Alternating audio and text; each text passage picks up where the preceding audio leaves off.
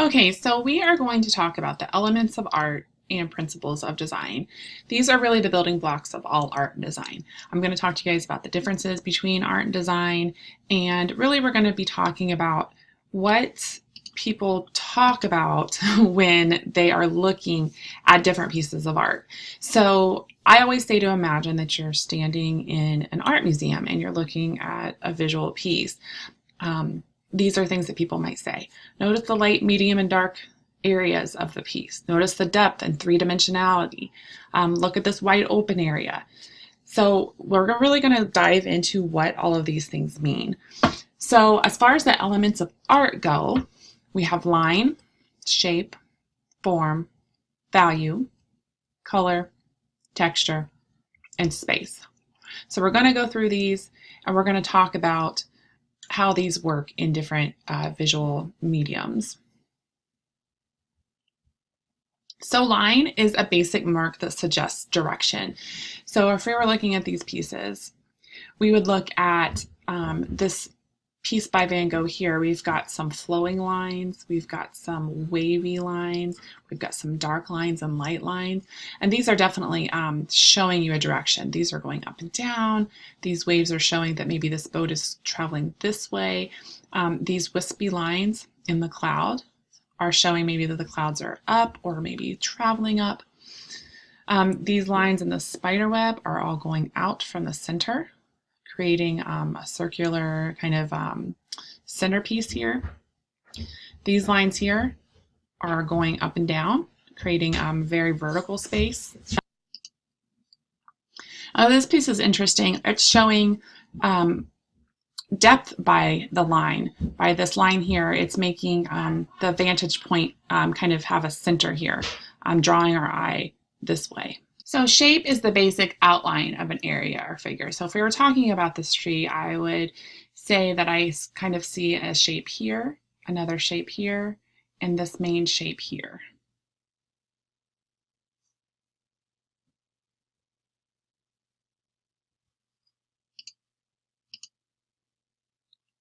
If I was looking at these, I would tend to look at the arc shapes here, and that is repeating throughout this entire piece. We've got another arc here, another arc here, another here. We've even got one kind of here, and even here, here, here. We've got a lot of arcs in this one. Over here, we've got a lot of really hard line shapes, a lot of squares and rectangles, a few kind of circular shapes, but they're still kind of rectanglish. And here we've got a lot of curves. Almost everything here is curved. Even things that appear almost as a straight line really have a curve to them. Value is the lightness or darkness of various areas in an artwork. So we've got here in this color piece, we've got the moon obviously radiating the light here, and we've got the main figures more as a silhouette as the dark figures. So we've got this light coming through, we've got some light here, so the value change from light to dark, you can see a big contrast. Here we've got just grayscale, white and black. We've got a lot of really light leaves here contrasted with the dark figures here in this M.C. Escher piece.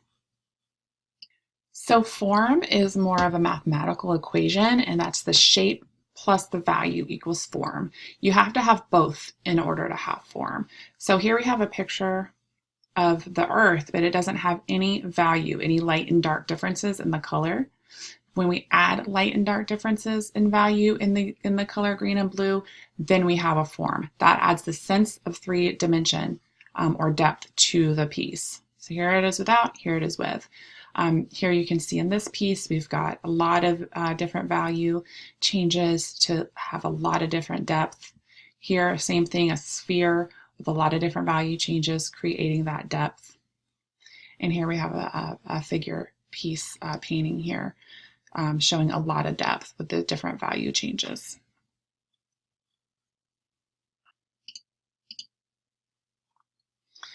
We're going to talk a lot more about color in week 3.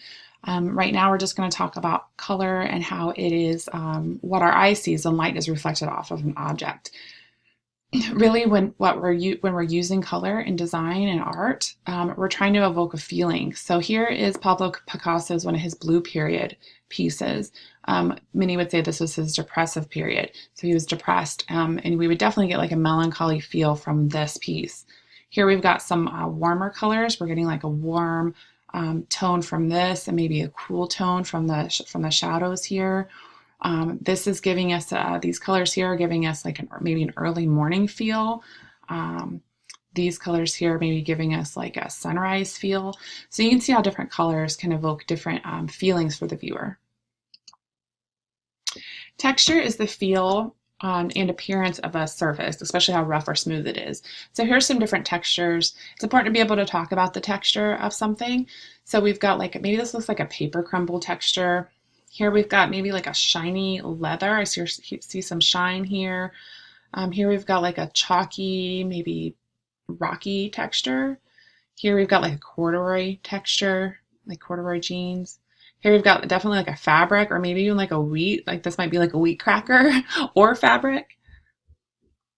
Here in these larger pieces, we've got texture that's created by lines that is making this image look very like jagged or rough or very maybe pointed even. And then here we've got a furry texture, right? A soft furry texture to this piece.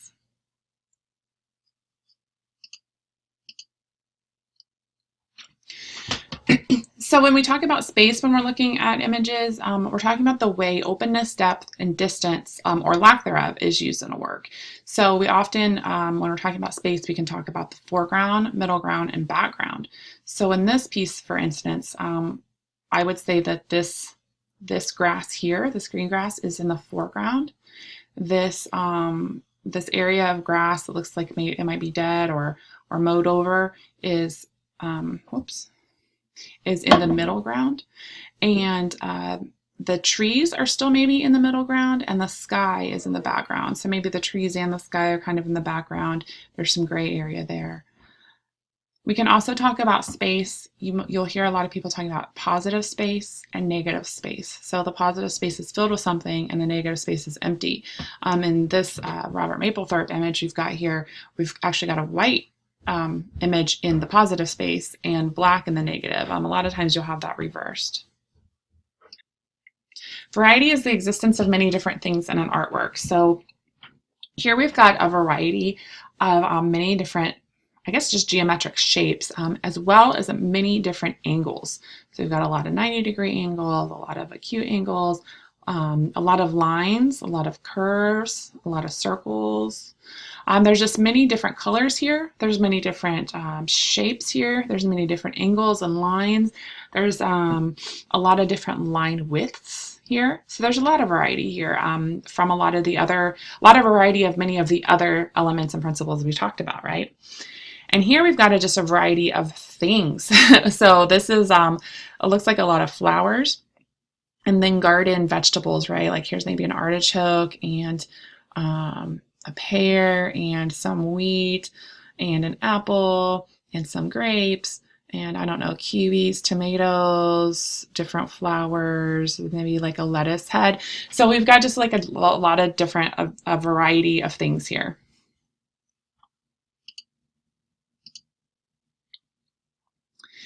Unity is a little bit more conceptual. It's when all the elements and principles work together to create a pleasing image. I would say that like a lot of other designs, it's pretty conceptual in that you just know when it's there, and you especially know when it's not there. So here, this one, this piece has a lot of unity because we can talk about how well many of the other elements and principles are working here. So we've got line that's pulling our eye into this area here.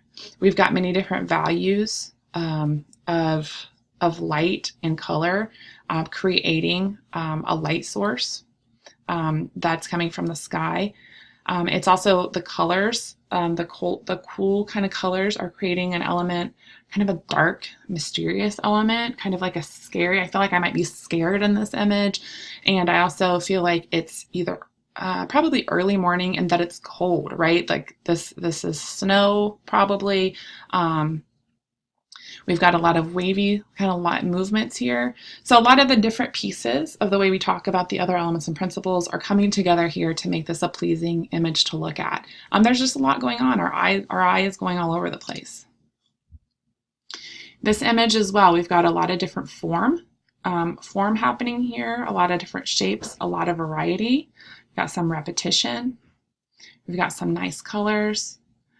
We've got a balanced image, it's pretty much asymmetrically balanced, but we've got her looking this way at whatever she's doing here. We've got movement. She is getting ready to pick this up, or in the middle of either setting it down or picking it up. She's either in the middle of opening or closing this window. We've got a lot of line repeating here. It's pretty still and just a pretty pleasing image. The color is very pleasing, a lot of different hues and form created from the different values.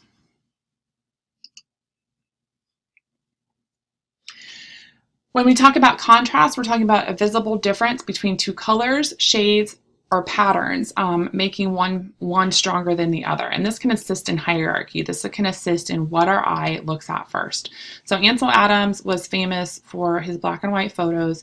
And here we've got a pretty stark contrast between this very silhouetted tree figure here and the light that's coming through in the background. And that's creating some pretty contrasted shadows here as well.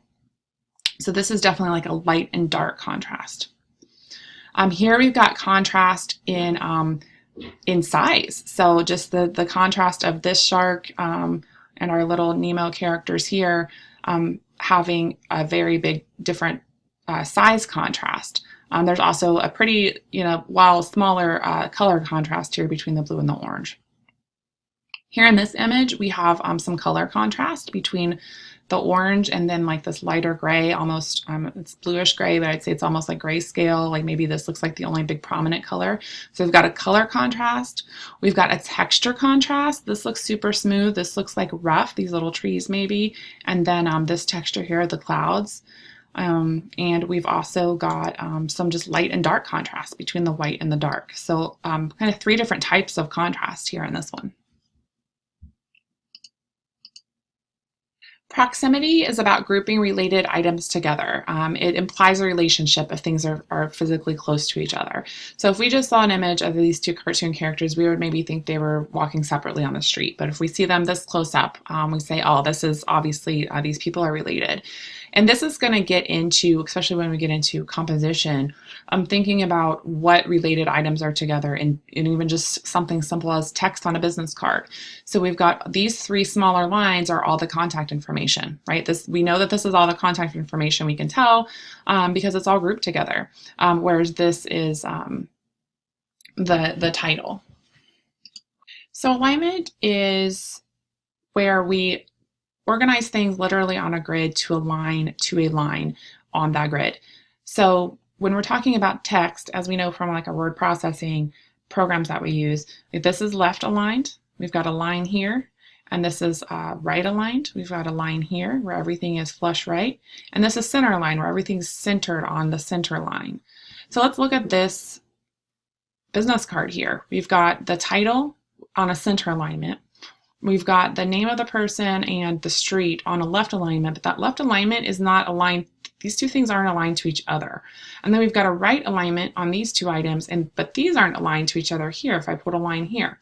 And then even these two bottom aligned items, these two things that are on the bottom, they're not on a line. So this is really affecting this. This looks really busy.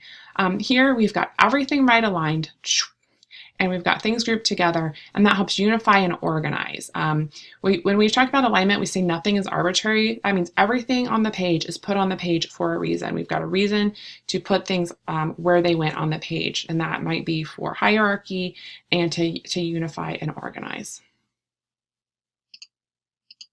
A repetition is repeating an aspect of a design through a piece. This helps with consistency and it helps with your concept. So here in this little ad, we've got a lot of things repeating. We've got a color repeating. We've got this color orange repeating here as a background, here as the author, here as the date, here as the address and here in this design. We've got another color, this kind of light tan color repeating throughout. We've got fonts that are fonts that are repeating. We've got the font here is the same as this font here. We've got this dotted line in this font repeating with here and then as well as on these circles. We've got this color blue as a contrasted color to the orange repeating here and here. So we've got a lot of things repeating, and that helps with the concept here. I can tell that all these pieces go together. Nothing kind of seems out of place. So this is a really nice little flyer here. So that is the last of our concepts here for the design principles. You are going to go and you are going to have a quiz on all of these. I hope you took some good notes and sketched some notes, because you are going to make a sketch reference guide for yourself that you will use later to give your peers feedback. Thank you very much.